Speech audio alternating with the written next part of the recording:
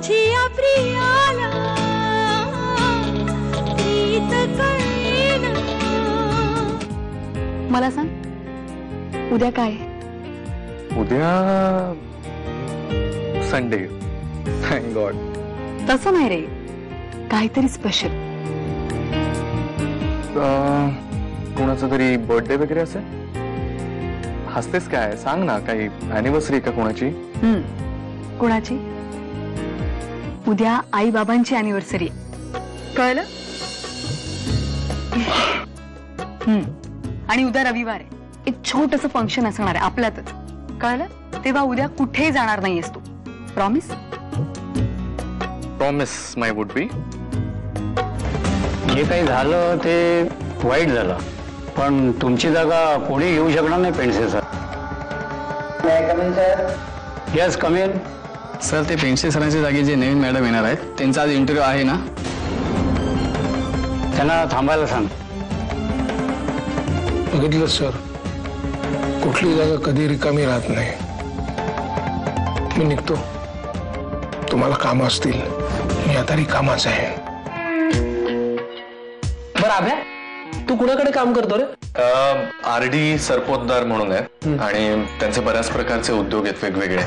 सुरुवातीला असं वाटलं की विचित्र आहेत की काय, पण चांगले आहेत तसे आणि मजा येते ओव्हरऑल काम करताना।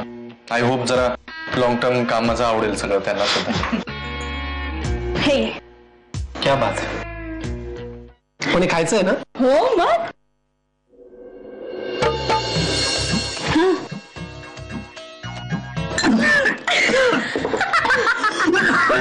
म्हणजे अजून 29 वर्षांनंतर जेव्हा शमिका अशीच तयार होत असेल तिच्या अॅनिव्हर्सरीसाठी, तेव्हा तिची सून तिला तयार करत असेल। असं काही नाहीये, मी आणि अभिने ठरवलंय, आम्हाला एक मुलगीच हवी आहे फक्त, छान।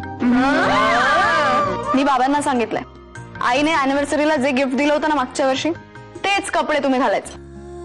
हो, आणि बाबांनी तुम्हाला काय गिफ्ट दिलं होतं मग?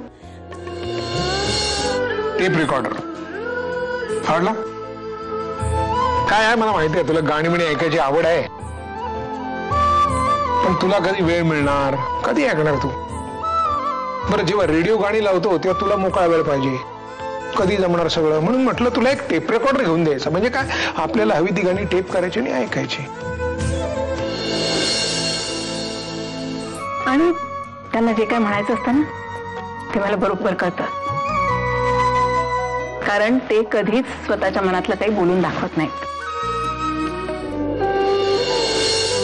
मनात आलेलं मी कधीही बोलून दाखवत नाही, असा आजवरचा माझा लौकिक आहे, पण आज तो मी मोडायचा ठरवलाय। कधी काळी आपल्यावरती संकट आलं आणि आपली वेळ खराब असेल तर आपला तोल ढळू द्यायचा नाही। हे विभाग तूच मला शिकवलंस, तू शिकवलंस ग, पण तसा मला उपयोग नाही करता आला। जेवढं मोठं आणि ठसठशीत कुंकू तेवढं नवऱ्याचं आयुष्य जास्त। आयुष्य कमी का जास्त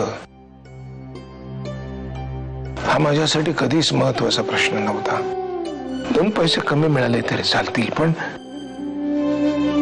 माझ्या दारामध्ये कधी घेणेकरी, बिलाचा तगादा लावणारे आणि पोलीस येता कामा नाहीत, पण ज्या दिवशी माझ्या दारामध्ये पोलीस आला त्या दिवशी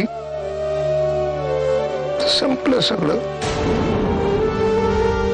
सुभाष पेंडसे त्याच्या तत्वासकट खलास झाला त्या दिवशी। ज्या मानाने मी या समाजात जगलो तो मान आता या समाजाकडून मला परत मिळणार नाही विभा, आणि ही मानहानी मला सहन होत नाही, म्हणून मी इथून कुठेतरी दूर जायचं ठरवलंय।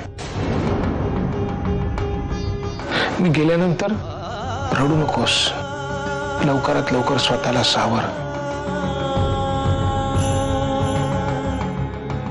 मी गेल्याचं दुःख करण्यापेक्षा या आधीचा काळ आपण किती सुखात घालवला त्याची आठवण कर।